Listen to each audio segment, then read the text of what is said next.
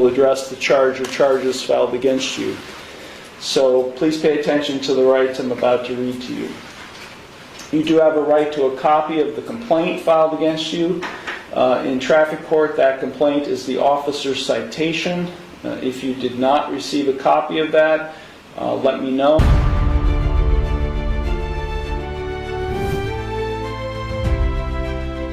Subscribe for weekly courtroom stories. Sit down. Do I have the same rights? You want me to hold you in contempt? Good morning, welcome to Conneaut Municipal Court. My name is Nick Irochi. I'm the judge, and this is your initial appearance hearing on traffic-related charges filed against you. As you can tell, we have several students here from the Conneaut Middle School. They are here every Tuesday morning as part of My Day in Court. It's in its 36th year of operation. It's the longest running court student program in Ohio, and sponsored by our local Conneaut Rotary Club. They're here to observe proceedings only. I'm going to read all of you your rights, and then when I'm done reading you your rights, I will call your case up individually. When I call your case up, you can take a seat in this first blue chair. If you have any questions regarding the rights I'm about to read to you, you can ask them at the time I call your case up, and then we'll address the charge or charges filed against you. So please pay attention to the rights I'm about to read to you. You do have a right to a copy of the complaint filed against you. In traffic court, that complaint is the officer's citation. If you did not receive a copy of that, let me know, and I'll make sure you get a copy of that at the time I call your case. Also, you have a right to be informed of and to understand the nature and the elements of the charge or charges filed against you. You also have a right to know the potential penalties that could be imposed, and I will explain those potential penalties to you when I call your case up. If you are convicted of a traffic-related offense, a record of conviction will be sent to the Ohio Bureau of Motor Vehicles and will become part of your driving record. Points may be assessed against your license for any moving violation. You have a right to remain silent and not to say anything during this hearing that might incriminate yourself. Any statement you make could be used against you. You also have a right to a trial to the court.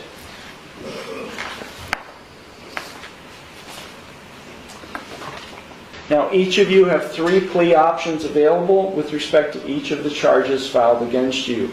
You can either plead guilty, not guilty, or no contest. If you plead guilty, that is a complete admission by you to the offense charged. If you plead guilty, the court will find you guilty, and then I will impose sentence.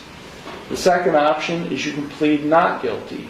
If you plead not guilty, that is a denial by you to the offense charged.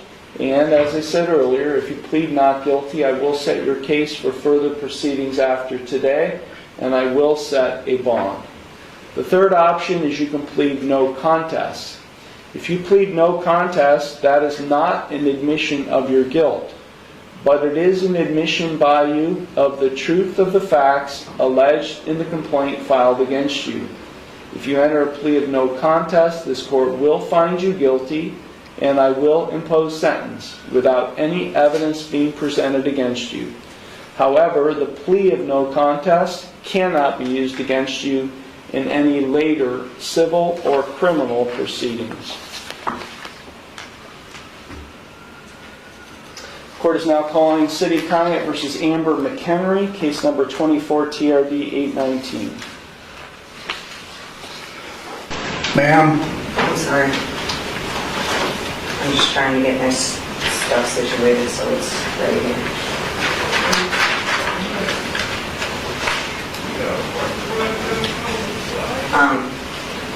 Take a seat I have a in question. this blue chair. Do I have Sit down. Do I have the same rights? You want me to hold you in contempt? Sit down in that blue chair. Do I have the Sit down. there? One more time. Sit down.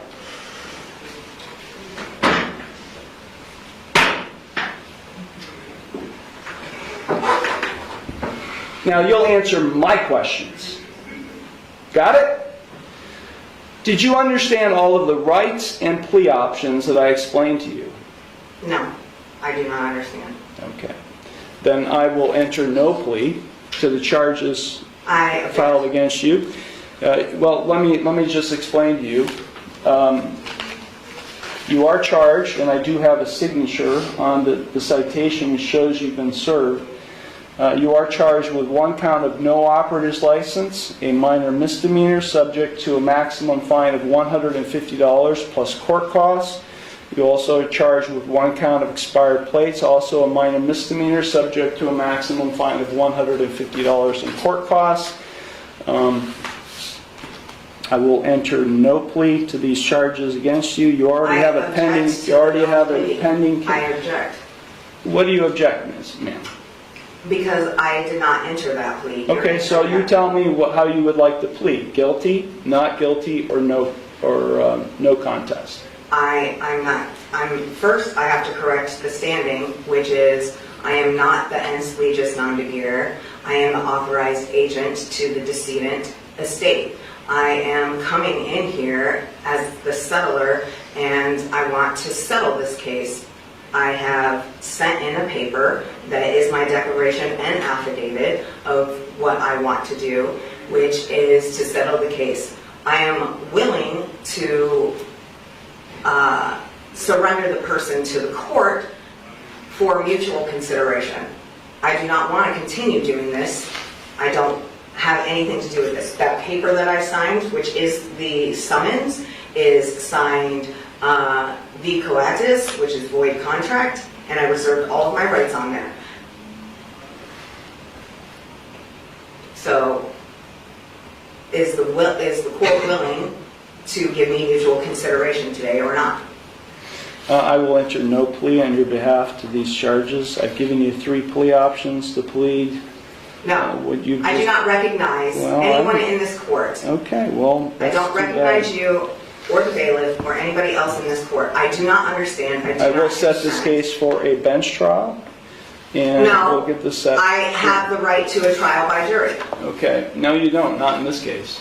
Yes. Now these are not jailable offenses, ma'am. You don't have a right to a trial by jury in this case.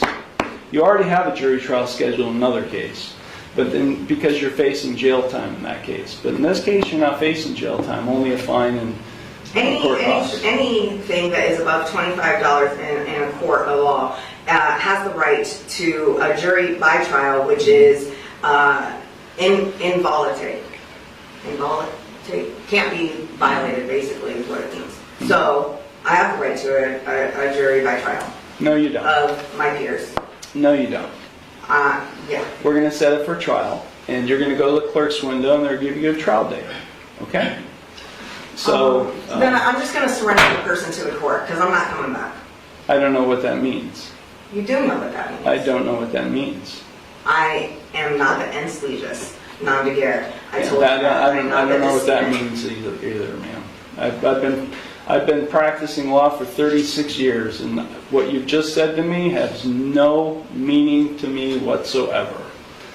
So, Great. yeah. So Ma'am, if you don't leave the courtroom, and if you don't go to the clerk's window to get a trial date, I'll have you arrested and hold you in contempt of court. With what contract? There is no contract. I know there's You're looking at the contract. You're looking at the one who's going to be able to, has the authority to be able to put you in jail, and I'll hold you in contempt. So let me say it one last time, because we have other cases to handle today. If you don't leave the courtroom and go to the clerk's window and get a trial date, which is what I'm scheduling in this case, I will hold you in contempt of court and I'll have you arrested. So, contempt of court for what? What contempt? For not doing what I'm telling you to do, which is to go to the clerk's window and to get a trial date. You're the trustee and I'm the beneficiary. No, there is no trust relationship here. No, there isn't. I've drafted many trusts, and there is no trust relationship between the judge and you, the defendant. Yeah, because you are not the beneficiary, and nor am I the trustee. Yes. Yeah, that's just not how it works, man. It is. Not how it works. You either go to the clerk's window now and get a trial date, or I'll have you taken into custody now.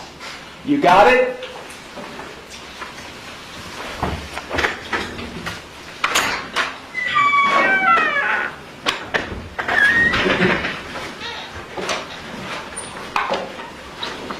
Is this your phone?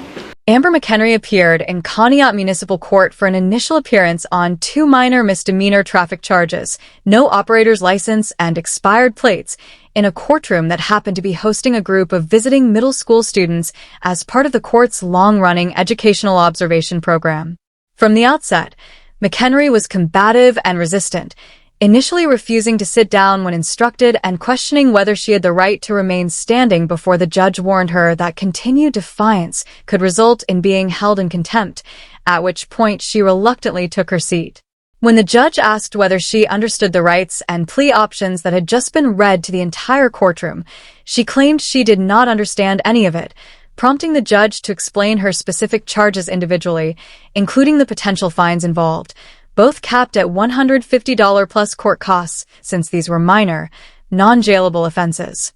Rather than entering a straightforward plea, McHenry launched into a series of sovereign citizen-style declarations, stating that she needed to first correct her legal standing, describing herself as the authorized agent to a decedent estate rather than the actual defendant, and referring to herself as the settler, who wished to resolve the matter through something she called mutual consideration, while also claiming she had submitted a written declaration and affidavit expressing her intent to settle the case in this unconventional manner.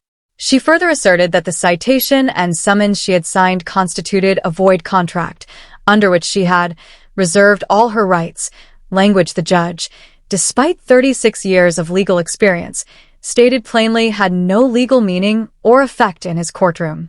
When the judge indicated he would enter a not guilty plea on her behalf and proceed to schedule a bench trial, McHenry objected, insisting she was entitled to a jury trial as a constitutional right applicable to any case involving a fine exceeding $25, a claim the judge firmly corrected, explaining that these particular charges did not carry potential jail time and therefore did not qualify for a jury trial under the law, regardless of what she believed the Seventh Amendment guaranteed.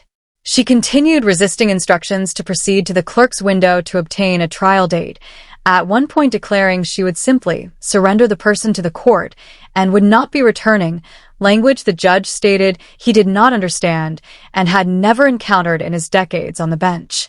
As McHenry continued invoking concepts like void contracts and improperly suggested the judge occupied the role of a trustee to her as a supposed beneficiary, the judge clarified unambiguously that no such trust relationship existed between a judge and a defendant in a criminal or traffic proceeding, having personally drafted numerous legitimate trusts throughout his career. With McHenry continuing to refuse compliance and question the basis for any potential contempt finding, the judge issued a final, direct warning that if she did not leave the courtroom and proceed to the clerk's window to obtain her assigned trial date, he would hold her in contempt of court and have her taken into custody immediately, bringing the tense exchange to a head as the hearing concluded with her compliance still uncertain.